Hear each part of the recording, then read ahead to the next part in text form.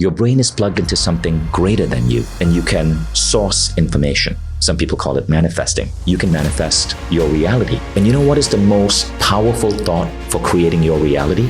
Gratitude. Unlock yourself to really dream big. Run by Mindvalley, the man behind the whole business is Vishen Lakhiani. He progressed from selling meditation CDs online to owning a $40 million company with thousands of loyal followers around the world. Vishen. Transforming the lives of 1 billion people is the aim of Vishen Lakhiani. Is one of the most impactful educators and entrepreneurs of our generation. The New York Times and Amazon best-selling author of one and only Vishen Lakhiani. Vishen Lakhiani. What is success to you?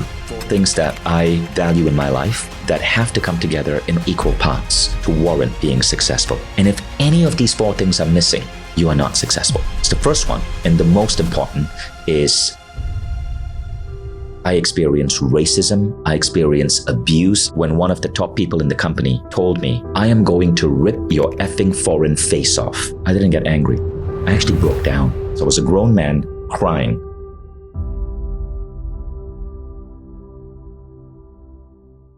Gladiators, welcome to this special episode. Miracles do happen all the time, and I didn't plan this this podcast weeks and weeks ago. And today I have a special Praetorian here, not just any old gladiator, somebody who's built an empire, and I love his story. And I've been trying to connect with him over the last few years, and I never had the opportunity to. But I'm absolutely honored to have Vishen Lakhiani here from Mindvalley, the founder of Mindvalley. You're changing lives all over the world. Thank you, Darius. Welcome to the arena. Before we talk about what we're doing now, and I just want to know very little about your history or how you started it to where we are today. Because when I was listening to you on stage, it really touched me. Please share with the audience, the story. How long ago did you start this empire? Because it didn't start big at the beginning, did it? No, it did not. Well, Darius, I have a rule. When I am asked that question, I always feel a little bit awkward, right? Because I don't want to talk about myself. I want to share information that will be of value to your audience. I like to teach. I'm the son of a school teacher, grew up in Malaysia, and I built Mindvalley to be the world's biggest platform for all the important things that regular school doesn't teach you. But what happened and how I ended up building Mindvalley was at a certain point in my life, I was in Silicon Valley, and I had the worst timing. I moved to Silicon Valley with $30,000 that my dad had loaned me to build a software company. I'm a computer engineer. I lost all of it because the year I moved was the year the dot-com bubble collapsed. Early 2000? Yeah, 2001, 2002. I remember in April, the month I moved to Silicon Valley, 14,000 people were laid off that month. There were gatherings in bars where laid off people would come and just like drink and wallow in each other's misery. That was my moment in Silicon Valley. So I lost the 30 grand from my dad. I was completely broke. I was sleeping on a friend's couch. And finally I got a job. Okay. And this job was really interesting in sales. I had to call up lawyers and pitch them software. Now, I knew nothing about sales. I absolutely sucked at this job. I was one of the worst people you could have employed. The only reason I got the job is because I knew a person at the company and he took pity on me. So in my misery, I got on Google and I started Googling, right? I can't remember what I put in. It may have been something like, why does life suck so bad? Or how do I make a single sale? Please help me, I'm broke. Back then, Google had just launched. It felt magical.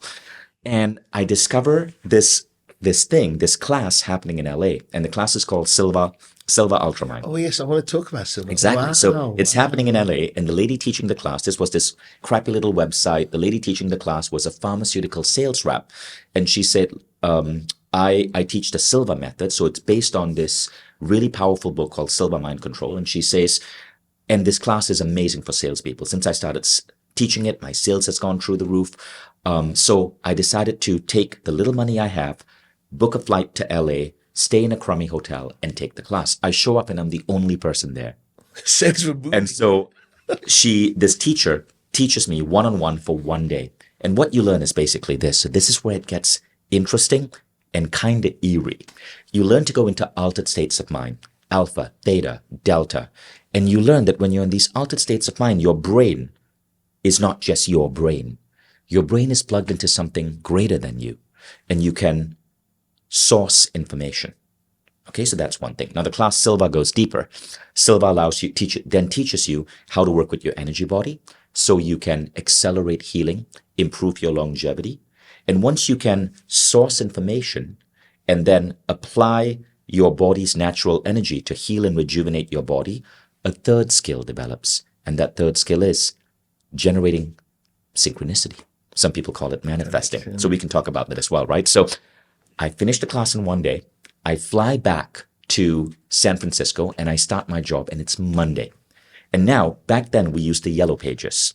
And if you're over 40, you know what the yellow pages are. Got crosses because 4 other people had called their name on the Exactly. So I had San Antonio, they got Texas. comments next to it like, bastard, asshole. Yeah, I've been there. And so normally I go down through every lawyer's name on the yellow pages, and I call up and I'm like, hi, are you looking for case management software?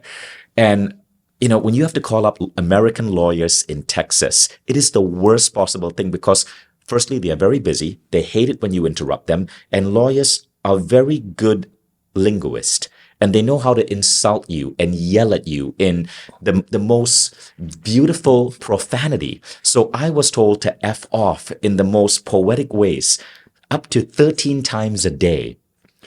And been there. I hated it. But now, through the Silva Method, I learned to close my eyes, to go into an altered state of mind, run my fingers down the yellow pages, and I would feel an impulse. Are you kidding me? An impulse. Call this person. No, no, yes. No, no, yes. And overnight, my sales doubled. It was a numbers game, right? You know this about sales. Overnight, my sales doubled. So now I'm fascinated. So I decide to go deeper. So now I bring in the other aspect of the Silva Method, which is you can manifest your reality. So I start visualizing myself, top gun salesperson in the company. That's what the company called it, the Top Guns. The Top Guns had their own area. The Top Guns had someone who brought them coffee. The Top Guns, when you walk in through the door, everyone, I know it's not like that, but it was this gorgeous feeling. And in 3 months, I became Top Gun out of 100 salespeople with no experience in sales. I ended up getting 3 promotions in 4 months because I was bringing in all of these different tools that I was learning.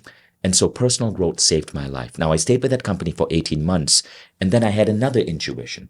And that intuition is quit. Quit. Like, just get out of there. Quit. You need to start your own thing.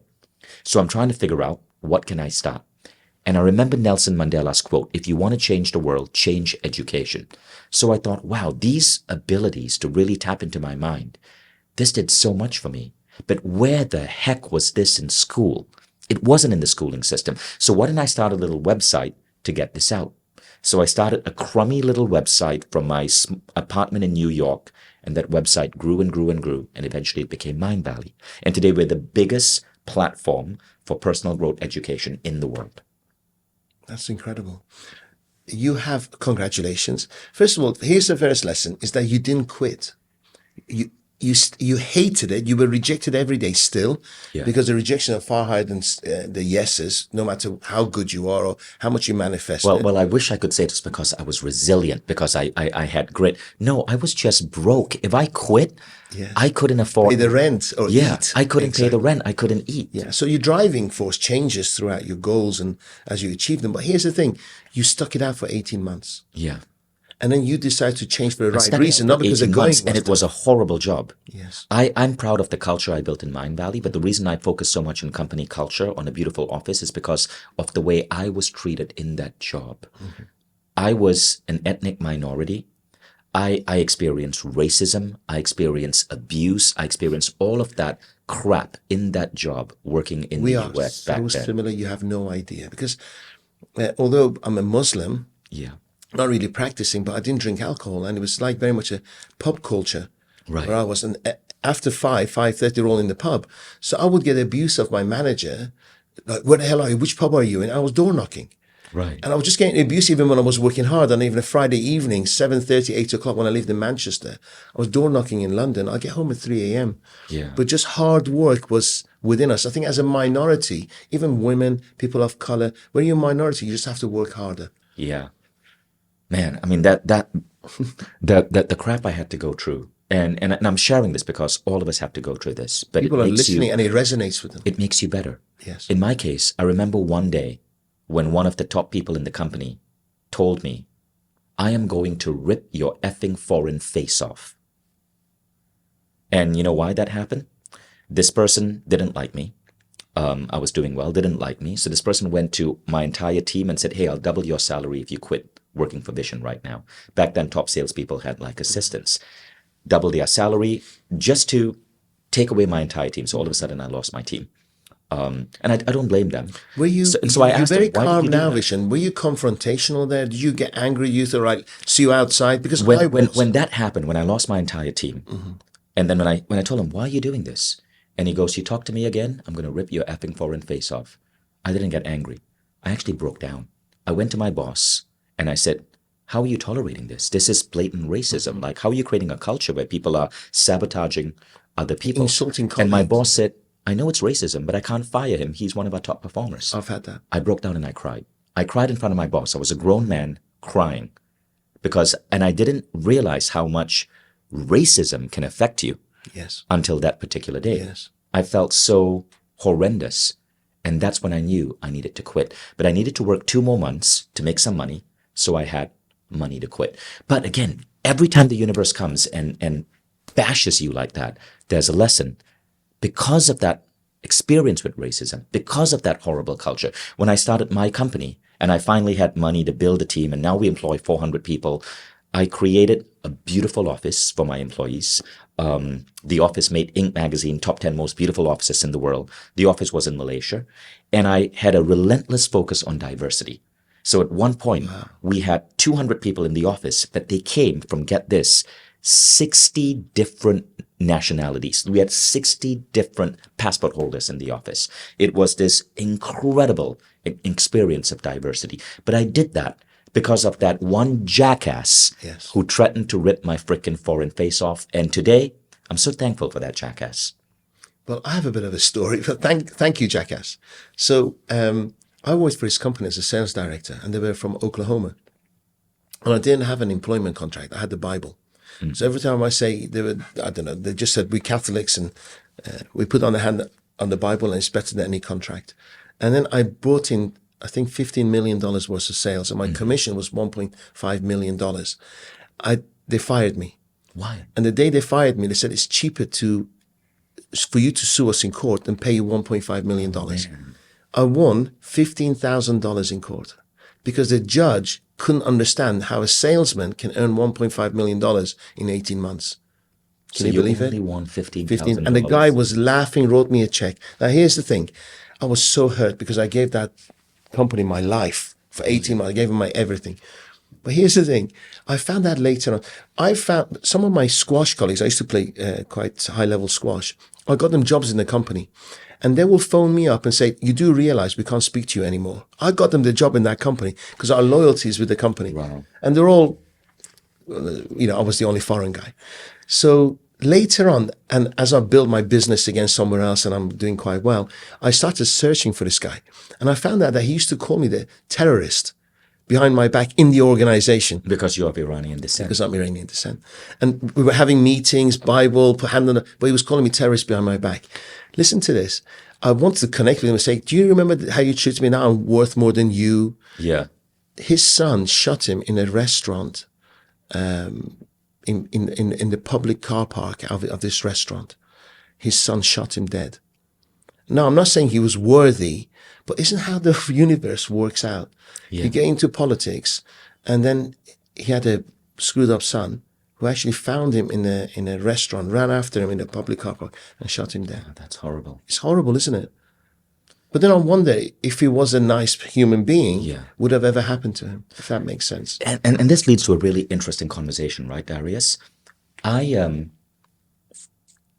met many inspiring individuals in my life. Like you, I have a podcast, and on Mindvalley, I've interviewed close to 1,000 people. And one of the things I've noticed is that the people who are doing the best in life, and best doesn't necessarily mean money. Best means there are many things better than money. Family and health. So it's family and health, then it's money, then it's abundance, right? By the way, I love the way you talk about love, because ultimately it's all love, isn't it? Right. Ultimately it's love. Please continue. The men and women who have the family, the love in their life, friendships, relationships, family, they have incredible health, They have incredible money. They are all incredibly good people.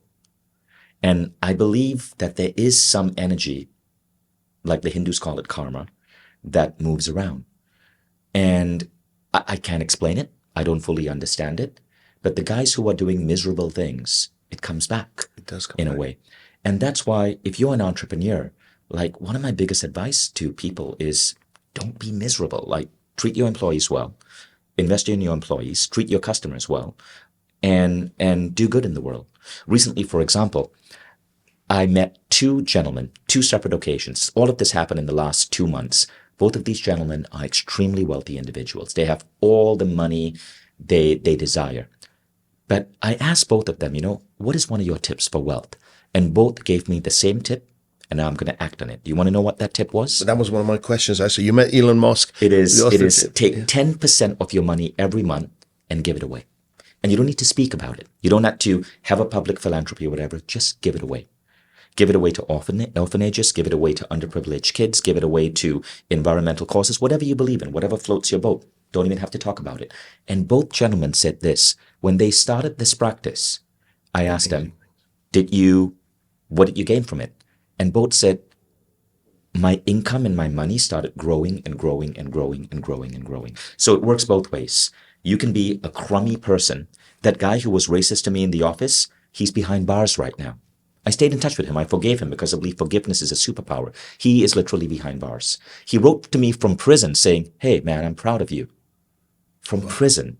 He had done some illegal stuff and got arrested. But the opposite of that is the guys I know Am I smiling? Good. A little bit. So well. Yeah. It's amazing. I always say in time, karma will happen. In time. It might not just be straight away, but in time. We used to have businesses where we had health clubs and beauty salons. And a couple of times people steal from you and open up a salon around the corner. But in time, they end up stealing from each other. Because if you have wrong values, you will continue it. It's just geography. So let's try to understand why, right? So I'm reading a very interesting set of books right now. Right now, I'm going deep into the study of manifesting. And the reason for that is because my company, Mindvalley, is organizing, we organize, in addition to our app is huge, but we love organizing physical events around the world. And we have a big manifesting summit happening in Miami soon. So I've been going deep into manifesting. And there was this book I'm reading right now called Conversations with God. Have you heard of it? I have actually, yes. Okay, so Conversations with God is probably one of the top 5 most important books I've read in my life.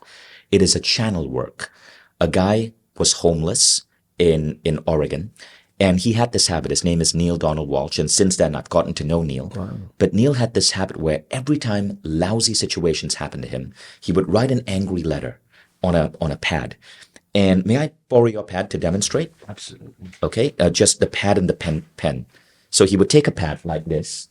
He would take a pen, and anyone doing this can try this as well. Absolutely. And he would just write an angry letter to that person. So he had gone through 6 failed marriages. Every time he would think about what one of his ex-wives had done to him, angry letter. He had broken his neck in a car accident. He was homeless at one point, living in a tent in a park in Oregon. He would write an angry letter to the government, an angry letter to his ex-wives. And one day he decided he had had enough. He wrote an angry letter to God, right? Why did you do this to me? Why is my life so miserable? And before he could, and then he would take these letters, he would crunch them up and toss them away. He would never send them. So no one actually saw what he wrote. So one day he wrote that angry letter to God, but before he could put his pen down, he felt like something grabbed his hand and forced him to write a reply. And the reply was, do you really want to know? And then his hand was released and he said, yes, I really want to know. Why is my life so crappy? And something grabbed his hand and an answer came. And he continued doing that. And he ended up, after I think it was 3 or 4 to 6 months, a whole notepad of a conversation with God. And somewhere in the conversation, God shared many things, shared the meaning of life, why we are here, spiritual advice, the truth behind religion, ideas on how to manifest, how to form your own reality, how every thought we create is literally manifesting our reality. And somewhere there God said, and someday this will be a book. You need to share these words. I'm not just talking to you, I'm talking to everyone who is going to experience these words. So Neil goes to different publishers, 20 reject him. One guy accepts him because this guy actually reads this conversation from this crazy man who claims he's talking to God. They turned it into a book called Conversations with God, and it stays in the New York Times for 5 years. I remember buying it like 20 years ago. Beautiful book. Right? Yes. I mean, I'm going to read it again because I remember the title and I remember it was touching at the time. I need to read it again. He writes a second book and a third book and a fourth book. And after he wrote the fourth book, at that point, him and I were connected. So I reached out to him and we produced a program with him called Awaken the Species, which is on the behaviors of HEBs, highly evolved beings. That sits on Mindvalley. So anyone who's watching who has a Mindvalley subscription, you can check out Neil's course on Mindvalley. But the important lesson is this. In the book Conversation with God, God talks about manifesting. Okay, so again, I want to acknowledge I'm sharing Neil Donald Walsh's philosophy here. I like to acknowledge my teachers. God says every single thought we have, at every moment, we are manifesting. And we are manifesting. And we are manifesting. And we are manifesting. And you know what is the most powerful thought for creating your reality? Gratitude. Wow. Right? Gratitude. Interestingly enough, as I was in the elevator coming up to meet you, there was a quote on gratitude in the elevator. Television, yes, right. My friend. Yeah. Exactly. A quote on gratitude in the elevator. And I remembered, no matter where the conversation goes, this is a sign that when I'm sitting with you, I need to mention gratitude. So why is it gratitude? The universe doesn't give you what you want. The universe resonates back to you what you already are. Okay? Again, let me repeat that. The universe doesn't give you what you want. Rather, the universe will manifest back to you what you already are. So, in Conversations with God, the character of God, whether you believe it's the real God or Neil is a philosopher, it doesn't matter. The character of God says when you want something, when you really want something, the universe looks at you and goes, okay, you have a want.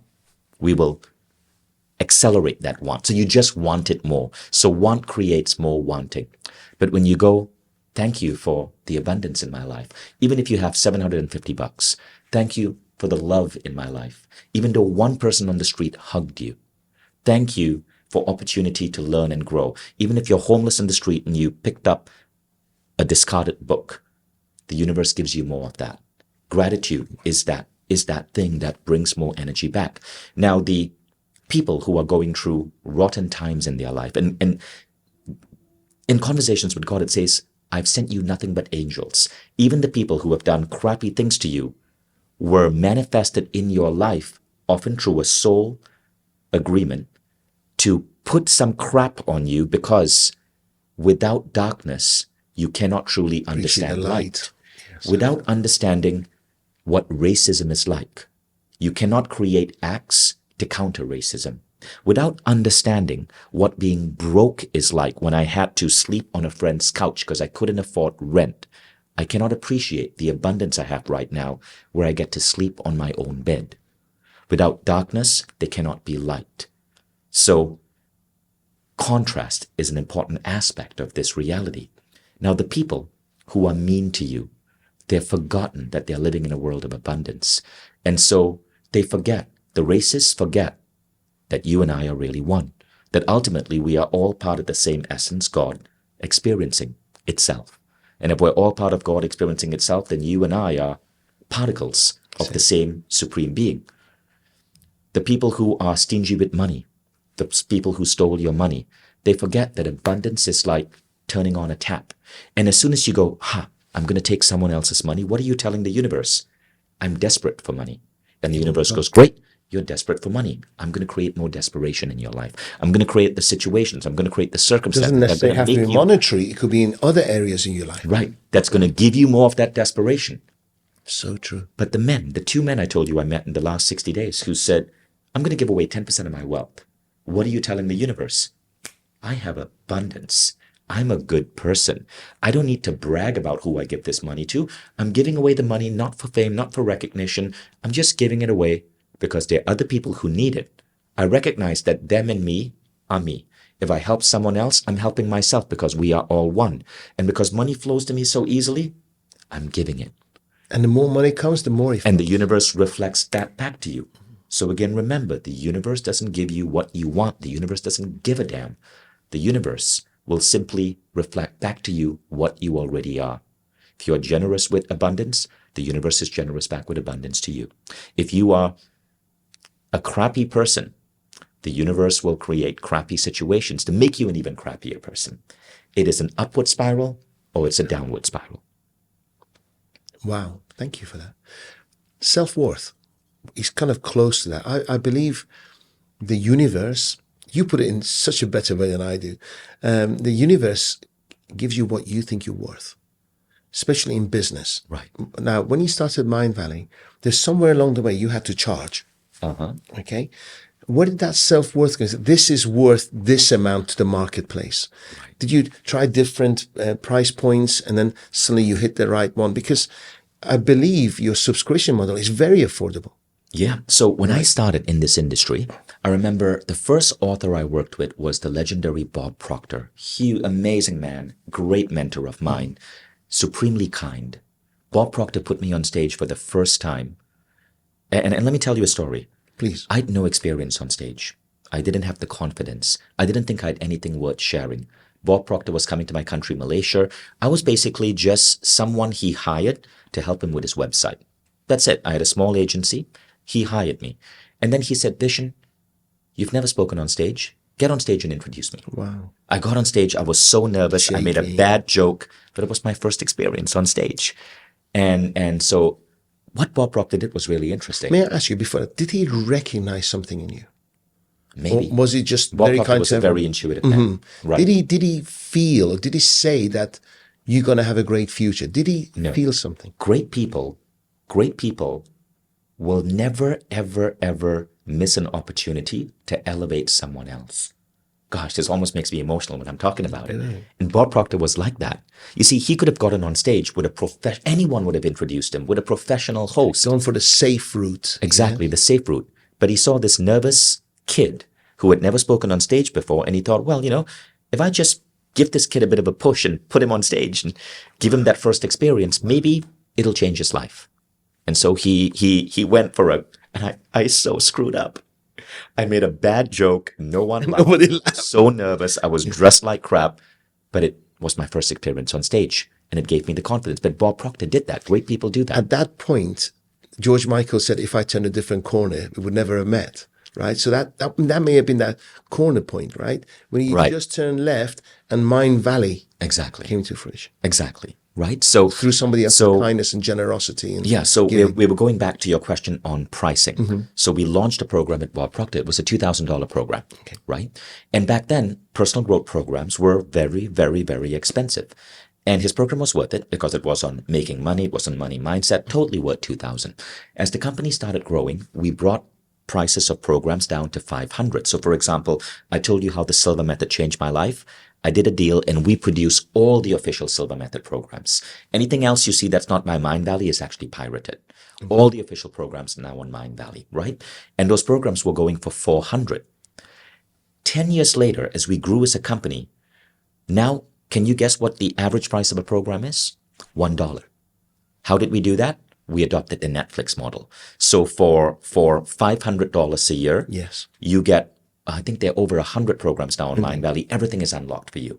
But now what we did is we started bringing the price. Sorry, my math is off. It's 100 programs, $500, so it's $5.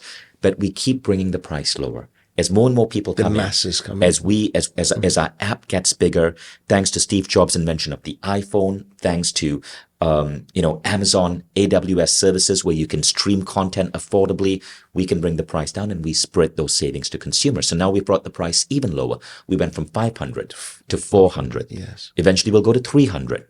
That's incredible, And because most people go the other way. Content. You want to change the masses, so you drop your price level. Yeah, for the price of a college textbook in America, you get access to so much of the world's greatest wisdom from Neil Donald Walsh, from Reverend Michael Beckwith, from all of these amazing teachers, all on one platform. That's amazing. And that's our mission. Our mission is to transform lives through wisdom, not knowledge.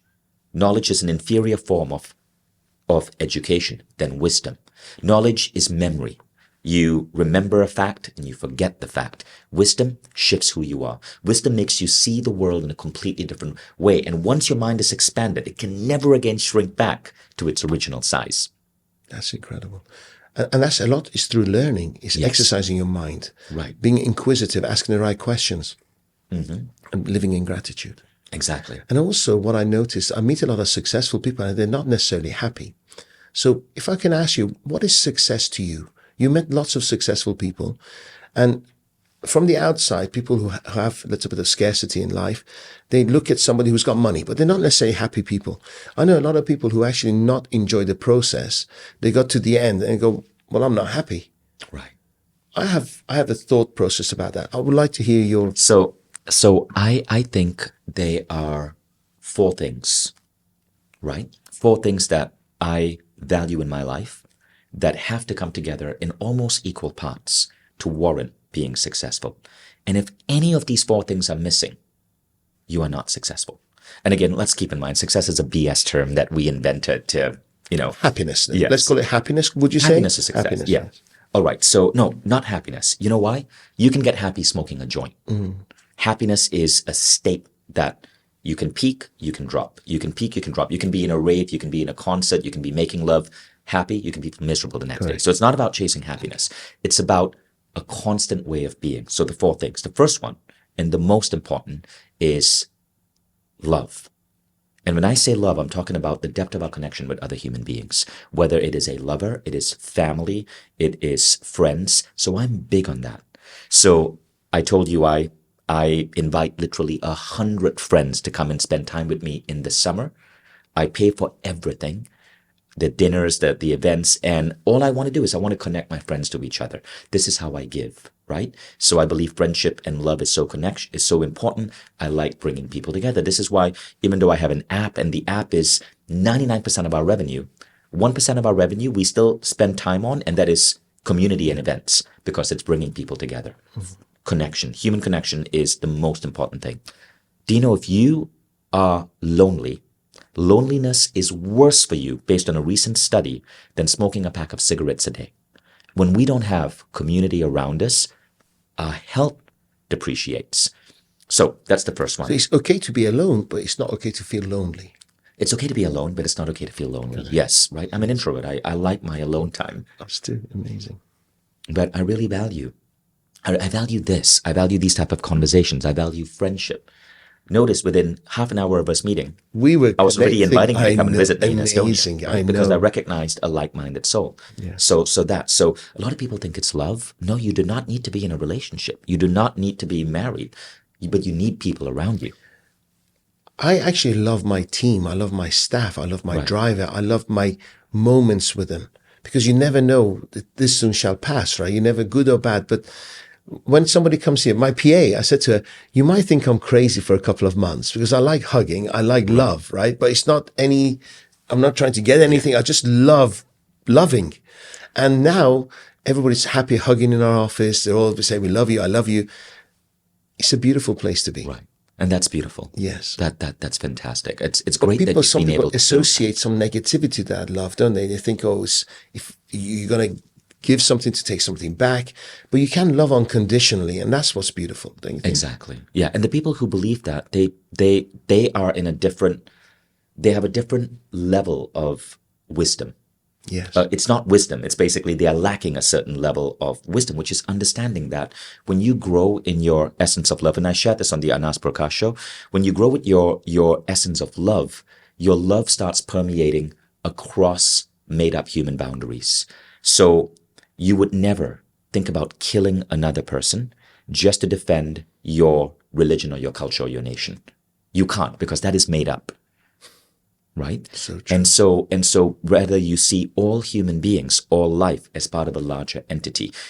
You've simply been reminded that you are a particle in a larger entity, like you're a cells in a larger being. And in fact, I believe all of us are.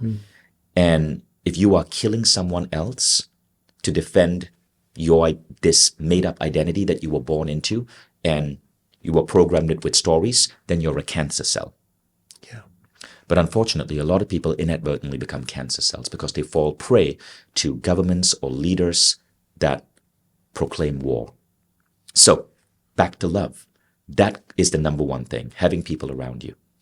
And love is a skill. Just like we can go to the gym and we can work out, you can train yourself for compassion. In my book, The 6-Phase Meditation, I give 6 simple practices that line up and completely transform your life. The first practice is a Zen Roshi compassion practice, where you imagine the love in your heart, and you start with maybe a simple person that activates love in you. For me, it's my daughter Eve or my son Hayden. I feel the love for them in my heart. And then you just expand that love outwards and outwards. This is so pure. With breathing, with breath work, expand outwards and outwards till you see your love permeating the entire world. And you see the world without religions or cultures or political boundaries. You just recognize that you're part of a larger ecosystem. When you can train yourself to do that, it starts becoming commonplace in your life. And you start experiencing kindness to everyone. Kindness is something you train. Your, for lack of a better word, your asshole potential starts going lower and lower and lower. And you just experience kindness. And something really interesting happens. When you start seeing the world like that, the kindness comes back to you. You start seeing beautiful moments in everything. People don't upset you. People don't disrupt you. You just ride it. You ride it, right. I remember being in a cafe during, just when COVID was ending, right? And I was there with a friend of mine, and COVID had just ended. So you had to wait in line for 20 minutes just to get in because everyone wanted to go out and eat. We sat in the cafe. The waiter took 20 minutes to come and just bring us a cup of coffee. The waitress then brought the wrong order, then took 10 minutes to change the order. Finally, like 1 hour later, I finally am eating my breakfast. Yes. And so when it comes time to leave, my friend was really upset. But I left a tip that was 50% of the bill. So my friend is like, what are you doing? We got crappy service. 50%? What are you rewarding him for? Yes. And I said, because I don't notice the crappy service. What I notice is that I'm so grateful that after 3 months of having to eat at home, I can finally eat outside. I notice that waitress was working so hard wearing a mask so that we don't get infected, running around wearing a mask. Can you imagine how uncomfortable that must be? And I had to wait an hour, but we had a beautiful conversation. I wasn't alone. And I eventually got the food. And I acknowledged that waitress because I wonder how she survived the last 3 months when everything was closed. She probably wasn't earning a salary. And so I want to give her a 50% tip. That is love. Same situation, just a different perception. Yeah. So when you train your love muscle, it's not just that you're giving money away. You only see the good and the beauty in everything.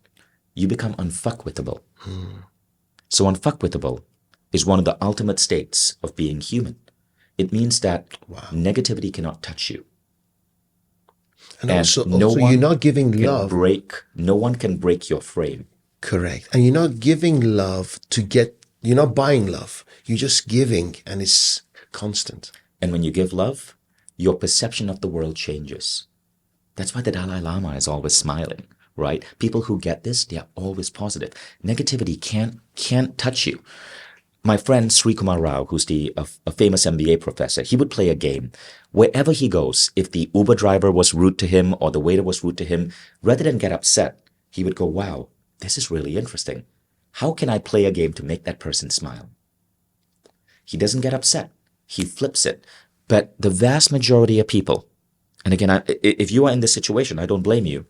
99% of people, if someone is rude to them, maybe it's an airline counter clerk, or it's a waiter or a waitress, or it's an Uber driver, they get upset. How is this guy so mean?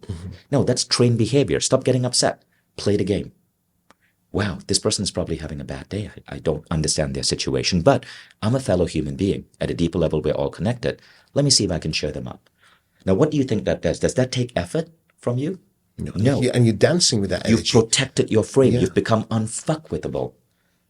And so one of the greatest acts you can learn in life is to be unfuckwithable. And that means that you are so certain of our deeper levels of human connectedness that around you, it's love that people who are having a bad day, people who are rude to you, maybe someone cancels with you on a date, doesn't matter. You walk taller. Exactly. You walk faster. You walk with certainty. I love that. Now, when you practice that, you're giving yourself an incredible lesson in manifesting as well. You're learning that you can manifest beautiful moments. Even in the midst of adversity, even in the midst of rudeness, even in the midst of bad service, you can manifest beautiful moments. You can choose. And what does that go back to? Gratitude. You can be in a restaurant and the service is horrible, but you can be grateful for that. The fact that you're in a restaurant. Do you know less than 50% of the global population actually can go to a restaurant? I'm surprised it's that high. Right. Incredible. Probably even less, right? So that's the first one. So you never find yourself complaining about anything because you live in gratitude. Yeah. Every time, why would I complain? Because every time I complain about something, I'm just attracting more of that shit. Yeah. By the way, am I allowed to use words like that in your You podcast? can. Oh, we go. Yeah, absolutely we do. Okay, so that's the first one. Yeah. Oh, yeah. First ingredient was success, right? Mm-hmm. Money, it doesn't even make the top two. The second one is health. Everyone I know who is wealthy would give away all their money just to be back in a healthy body.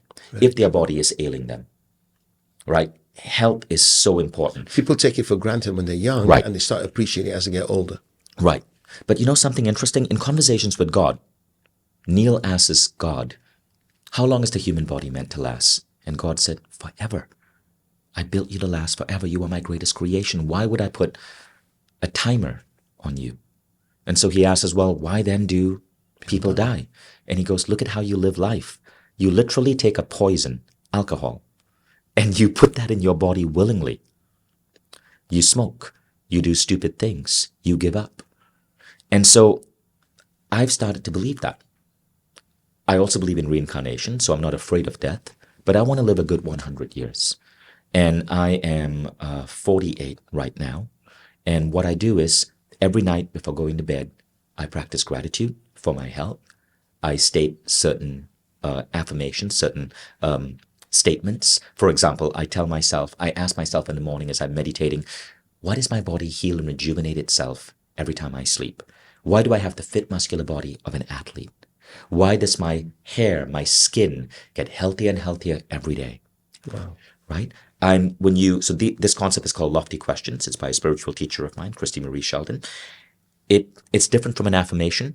It's a statement of gratitude that activates a new reality for you. So I have around 6 of them that I state just for my health. And I really take care of my health. I eat healthy. I have the right exercise protocols. All of this, of course, is available on Mindvalley. You're disciplined. Yeah, because health is so important. Mm-hmm. So I constantly am acknowledging my health. And because I know that if I lose that, I've lost everything else. Mm-hmm. Your health is the most important. Absolutely. Now you come to money. The third one is money.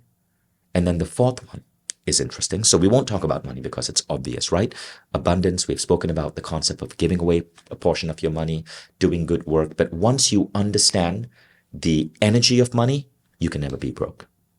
So true. Why is it that most people are broke?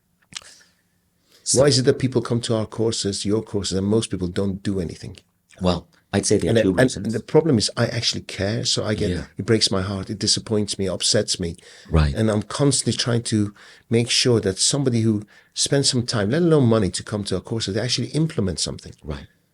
So I think there are two reasons we struggle with money.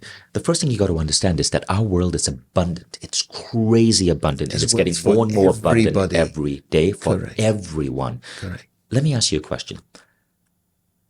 40% of the world was living in poverty in the year 2000. It's now 2024. It's been a quarter of a century. What percentage of the world is living in abject poverty today? What do you think?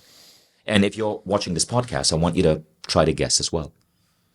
As the population has grown, I would say still the majority. I would say 50%. No, it's 9%. It's gone down. Wow. It's 9%. You can look this up in Hans GDP's improved, Rosling's book. Quality of living has improved. Wow. You can look this up in Hans Rosling's book, Factfulness. We have a negative bias towards the world. We literally think the world is getting worse. It's not. I thought he was going You worse. Just look at India. I believe the stat is between 2015 and 2019. Poverty rates in India dropped by 10 percentage points. That's 100 million people were pulled out of poverty in 4 years, the time it takes for an average American to get out of college. Where's the news on this? But we don't. Yeah, but good news doesn't sell. Good news doesn't sell. So journalists and the news media are the reasons why we have such a negativity bias. Here's another one, right? So again, there are 2 billion children in the world right now. In the year 2100, how many children will be in the world? It's 2 billion. I would say 3.5 billion. 2 billion. Still the same. Right. We are capping out on human population growth. Because Elon Musk talks about we're not having the birth rate's too low. We need more human beings. Right. Well, I don't know if I agree the birth rate is too low, but we're capping out on human population growth. And you know why it's going to be 2 billion? People are having less and less kids. So another common misconception that we have is that in poorer countries, people are having multiple children. So if you look, so I said we have a 9% poverty rate. So 91% of the world has jumped out of poverty.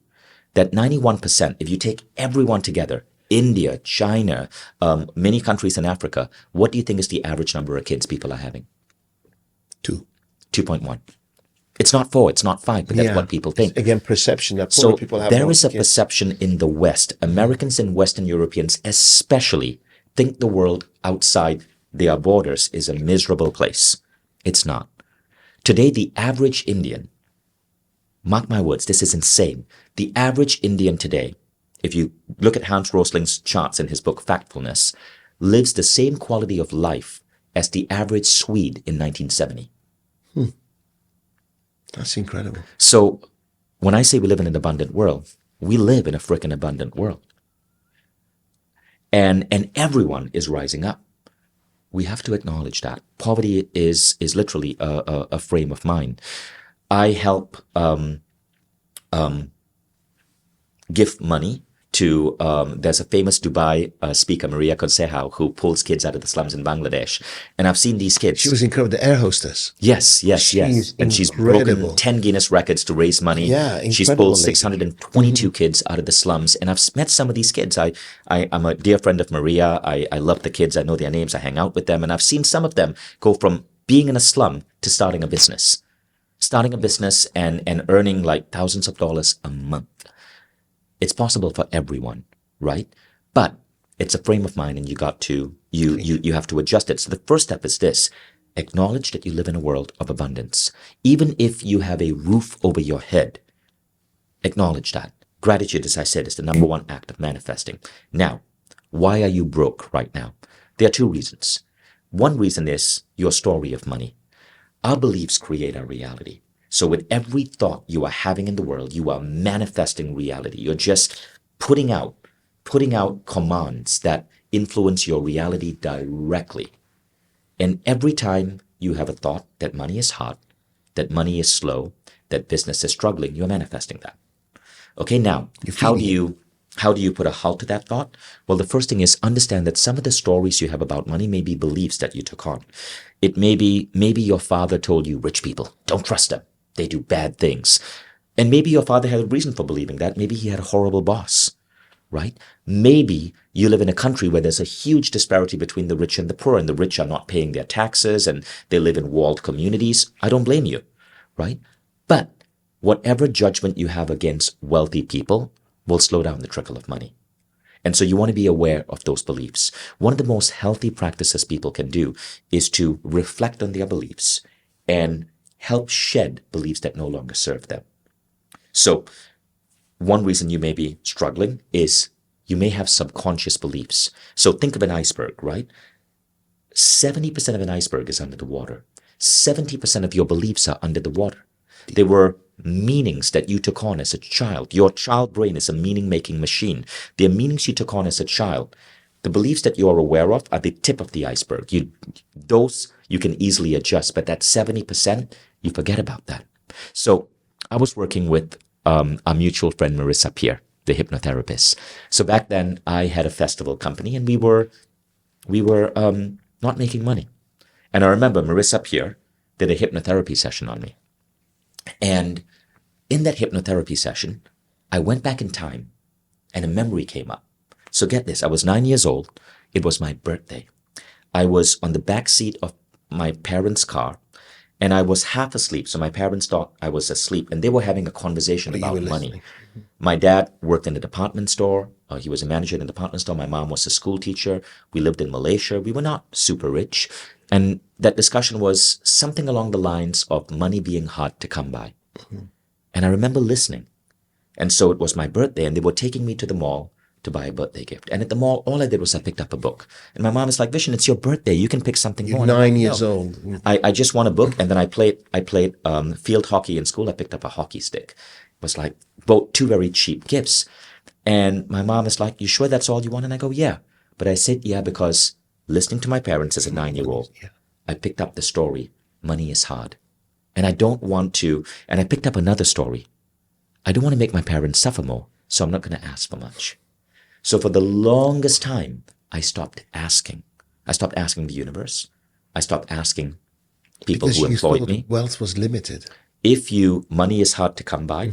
That was my meaning-making machine as a 9-year-old. Second thing is if you ask, you make the people you love suffer. Wow. I didn't realize I had those beliefs, but in that hypnotherapy session, it came up. Marissa Peer eradicated those beliefs, helped me eradicate. Hypnotherapy is an incredible thing, by the way. And immediately, within 1 year, my festival company started breaking even and making a profit. And then making a profit. Wow. And then you know what I started doing?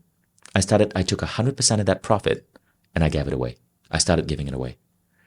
Because now, And it grew. my app company was making so much money, I didn't need the money from my festival company. So I thought, I'm just going to give it away. We just give it away silently. And so now I'm in that pattern where money is just so freaking easy. Flows. But I had to, one by one, work on those beliefs. So the first reason you're broke is because of those beliefs. So understand them and try to examine those beliefs. Try to look at wealthy people and appreciate them. Don't criticize Elon Musk. Appreciate him for the lessons you can learn from him. Appreciate these people. Every time you see someone on X.com or Instagram go, Musk is a greedy capitalist, I bet you that person is broke. Absolutely. Right? Now, the second thing Because is he's that- highlighting what they're not happy Right. about themselves. Right. exactly what we condemn, we bring into our lives. So the second reason you may be broke is this, and I'm speaking to the person listening to this podcast, is that your soul. So again, let's go back to the lesson from Conversations with God. I read many books, but this just happens to be the book I'm reading right now, and I think it's so cool. It could be that your soul has chosen to give you an experience that is a learning experience. So Neil's theory is this. Before we are souls and we come into our earth incarnation, we make certain pacts with other souls. And a pact may be, I'm going to go through this really difficult time in 2002 in San Francisco, and you are going to pop into my life as a mentor and teach me the power of entrepreneurship. But for me to really be a great entrepreneur, I have to experience the darkness. I have to experience contrasts. Remember, right? We are gods creating our own reality. But God is amazing. So you God can is go back in time and change that experience. not getting that. So you make a pact in advance of this present life. So that pact could be that you are experiencing brokenness now because there's a lesson in it. So Conversations with God says that. So Neil asks God, why is life sometimes so hard? And God says, listen. Firstly, you and I are one. There is no desire you have that I don't have because you are me. We are all God, dividing itself to experience the multitude of its own creation, right? Of her own creation. But God is constantly happy. So God says if life was just easy, it would be a never-ending orgasm. Have you ever had an orgasm that doesn't stop? Eventually you get sick of it. You're like, oh God, when is this freaking orgasm going to end? Damn it. It happens to me all the time. Exactly. Yeah. And so I So know exactly what you're talking So about. the orgasm has to stop. So you have the gaps between orgasm, right? So that you can truly appreciate the orgasm. And that's what life is about. Sometimes you have to have those gaps between exhilaration, between tons of money. So you have contrast so you can experience money. Sure. So the second reason why you're broke, the first reason again could be a childhood belief where you're condemning money without even knowing it. The second reason is it's nothing more than a path in your journey that you asked for so you could experience contrast. So you could learn, or you could learn a lesson. And if you're in that situation and you believe that's you, don't worry about it. Know the money is coming. Exactly. And if it's a lesson, compassion automatically comes in. Because you're not feeling sorry for yourself. You're not a victim. You're not blaming the other person. You thank them. Your attitude is, this too shall pass. Yeah. I say that all the time. Right. Good or bad. Exactly. Good or bad. And that happened to you, right? And look where it's my motto every single day. This soon shall pass. And it happened to me. You know, I had 3 companies fail before I started the one that really worked. But in every one of those failures, I learned something different that I was able to bring into my final company. So embrace your failures. This too shall pass. So that's the second of the money. What about the fourth? We were going. Okay, so the fourth one is spirituality. Okay, now, again, let's go back. Rather than bring in multiple teachers, I just want to talk about one. God, in Conversations with God, says this. You are here as a human being. Don't forget that. Don't waste your life trying to understand the meaning of life. Live it. Live it. Be. He literally says this. Seek sex. Seek money. Seek fame. Seek success. Seek glory. Seek, because that's what you're entitled to. Wow. Do it without hurting someone else. But stop playing this little victim. Oh, if I become famous, I can't ask for that. Money, no. Why me? Sex, sex. You can't do sex without love. I can't do sex unless I want to procreate. No, seek sex. It's fucking amazing. Seek money. It is wonderful. We've got to get Vishen here more often. I definitely think that. I think seek glory. That's a whole episode to itself. Right. Seek all of that. It's the most natural state in the world, isn't it? And God wants it. Yes, exactly. So powerful. And if you believe that you are God, then when you have a mind-blowing sexual experience, you're just treating God. Mm. When you get to experience luxury, you're treating God. And what do you think God's going to do? It's going to go, wow, I like this person. He or she gives me incredible orgasms. I'm going to give him more. Yeah, round the corner. So I don't believe, even though I teach meditation, I don't believe people should be going on 12-day-long meditation retreats, going silent and forcing themselves to suffer. Why? You're going to experience that when you fucking die and go to heaven. Or while until you're born human, again. Experience being human. So true. I repeat, seek sex, seek fame, seek love, seek wealth, seek money, seek success. Seek it. It's yours for the taking. When you were beautiful, you said you're an introvert, right? A lot of those things you mentioned, you have to seek with other people, right? So, right. But just before we go there, so I said spirituality. Yes, so yes. why am I putting all of this within spirituality? That is spiritual.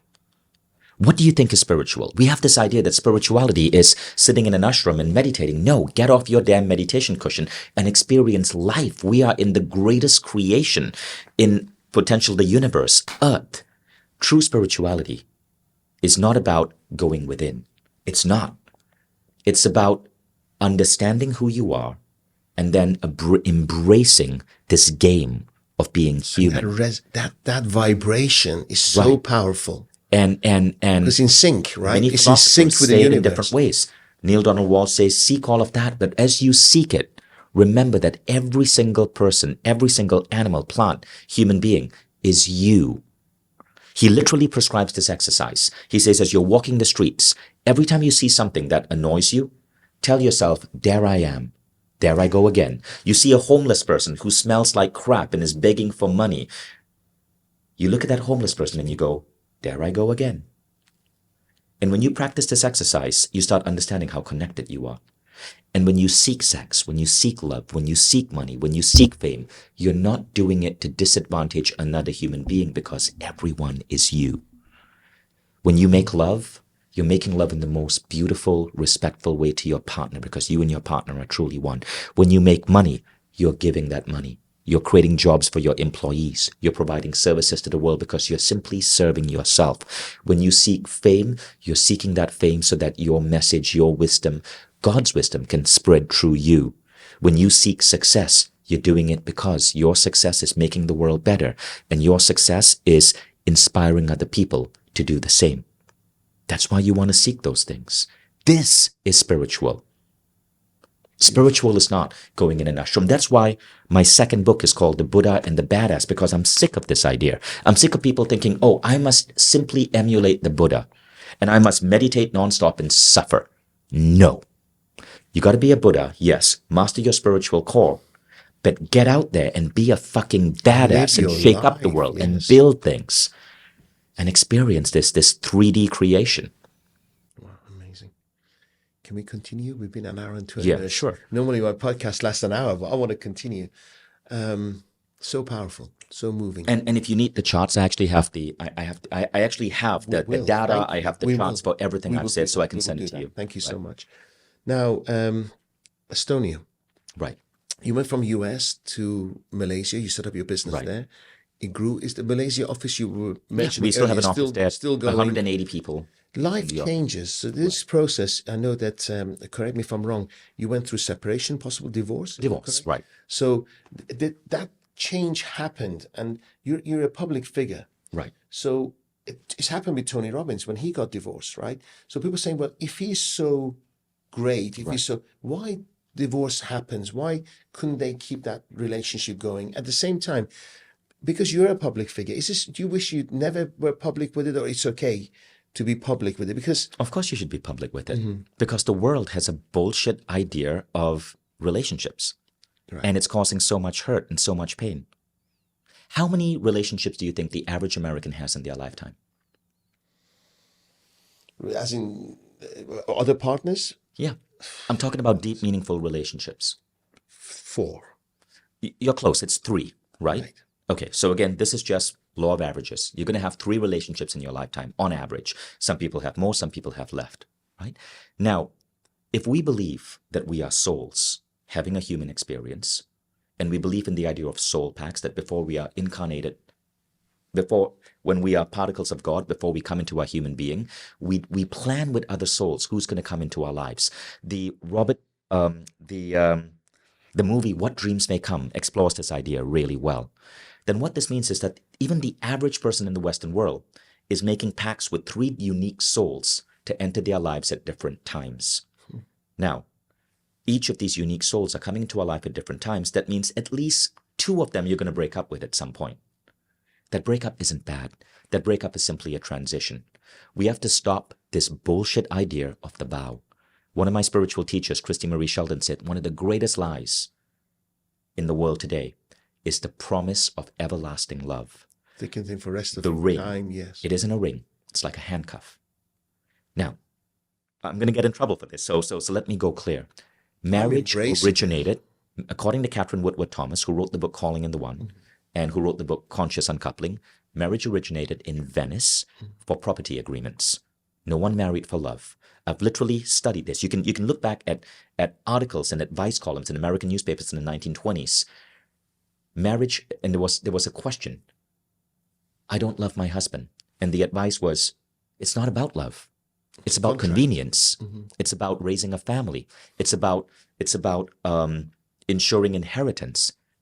Marriage is not for love. This was advice in the 1920s. So this idea of marriage for love is a very recent thing. Let's acknowledge that. Could continue. Right. Ownership of property could continue. Exactly. Correct. Exactly, right? It's a love very was recent... not even considered in this It's contract. A very, very, very recent thing. And part of it is also roots in commercialism. De Beers did a massive coup with diamonds are forever. So forever. So relationships are really meant to be like this. You're meant to be with someone as long as you are both helping each other grow. That's it. When you stop helping each other grow, it's time to part ways lovingly. But we've created a bullshit human story that you have to be with someone forever. And at a certain point, you stop making each other grow. It starts becoming painful, but you tell yourself, divorce is bad, divorce is bad, divorce is bad. And you stick together, then you end up resenting each other. And that's why there are so many divorced couples who hate each other. And there are so many people in marriages who hate each other and who are miserable. No, if you're not growing, practice conscious uncoupling. It's an actual methodology by Catherine Woodward Thomas. Its roots are in acceptance, gratitude, and forgiveness. So my former wife and I did that, and we're still great friends. We co-parent our kids. We decided lovingly that we were going to part ways after 19 years. And we did that lovingly. We didn't involve lawyers. We divided all our property. It was super fair. She's a close friend. We co-parent. Our kids are healthy. And because after 19 years, we were not helping each other grow. Because through this journey, we change. Right. We change. We move And you know on, what happened experiences. after we had that conscious uncoupling? You become closer. probably. My company exploded. My career exploded. Her career exploded. Her book just hit #1 in the Wall Street Journal. So you do not want to be locked in this bullshit idea that marriage is forever. I do want to get married again. Because I like the idea. I want to have more kids. But even if I get married again, my vow to this person is going to be, I will love you. I will be loyal to you. I will live my life so that we are both, so that you are a key Stronger, part of my more life powerful and we are together, stronger yes. together. But at any point, if we feel, okay, our souls have had enough of each other, we will part ways and we will evolve from lovers to friends. And now you will be one of my most loyal friends and I will be yours. Do you have these conversations with people who met that potentially could be, and they Yeah. either say, I'll take it or don't, it's not for me? Almost every person I know today agrees with this, but they do not dare say it publicly because they're worried about what their parents think. Yes. Crazy, isn't it? Yeah, Estonia. right. Thank you for that. Thank you for your sharing your vulnerability. I think it's huge strength. So thank Right. you. Why Estonia? What Malaysia? Well, because my former wife was Estonian. So when we got Right, married, she sacrificed her career to move to be with me in Malaysia. Right. Okay, to New York and then Malaysia. After we conscious uncoupled, I told her, listen, you sacrificed so much for me. Now I will sacrifice for you. You choose where you need to be, and I will move there. And she chose Estonia because that's her So country. your children are in Estonia, right? Children are in Estonia. So Estonia is a sacrifice for me because I'm not Estonian. So when I'm there, I feel so different. It's a small place. I don't have as many friends as I do here in Dubai. I can't really grow my career, but I honor her. And that's me committing as a man to support. Because you want to be close to the kids. Right? I want to be close to the kids, honoring right. her, you parted, you separate. You don't have to be near your ex-wife. Exactly. But because you're co-parenting your children, you want to be together. Exactly. Do you think that's important? To Yeah. have both parents. And now in 1 year, we agreed as a family to move to London. And I'm excited about that, right? I'd rather be in Dubai, but again, I want to honor we're a family. We're still a family, 4. Yes, amazing. And so the 3 members of my family, my son and daughter and her, choose London, and I go with that. I'm okay with that. Incredible. Is your wife involved in the business anymore? I don't have a wife. I have an ex-wife. I beg your No, pardon. she has her own business. She's very successful in her own right. As I said, she's a #1 Wall Street Journal author. How do you balance it all with your empire growing, meeting all these, and you're an introvert?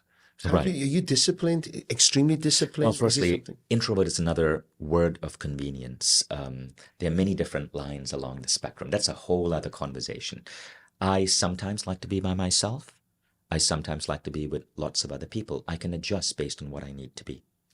Do you schedule things? Because I don't like scheduling because there are moments that I want to be alone. There's moments I want to... Sorry, I spilled my coffee all over myself. So here we go. Thank you. Right. So, yeah, I'm very flow with the moods. Yeah. So I often cancel dinner engagements because I just don't feel like it. I'm in a blessed position where I go where I want to go, hang out with who I want to, how long I want to. I want to be on my own. Really blessed position. Money doesn't dictate. I don't have anybody to answer to. How do you flow? Is it the same? Are you, because some successful people are so disciplined, they're very rigid to what they do. Right. And I want to see, what's your secret? I see. So in my case, #1 practice is health. So I always get 8 hours of sleep, never sacrifice my sleep. Sleep well? Sleeply? Very well, because I've optimized my sleep, right? With the right supplements, with the right practices. I start my day with the 6-phase meditation. I work out or exercise every single day, even if it's for 10 minutes. And I put my family and my friends before my business. So if I have an important phone call at night, but I also have a friend's birthday party to attend, You attend the birthday. I will have my team reschedule that phone call. Because why? Friends and family, as I said, is the #1 indicator of success. So I'm putting #1 and #2 first, right? Remember what I said? It's love, health, money, spirituality. I put love and health first. Now, when I do that, my life is so easy. Like business is so easy for me right now because I have so many friends. I have such a vast network. I treat them so well. Many of my key employees are also my friends, right?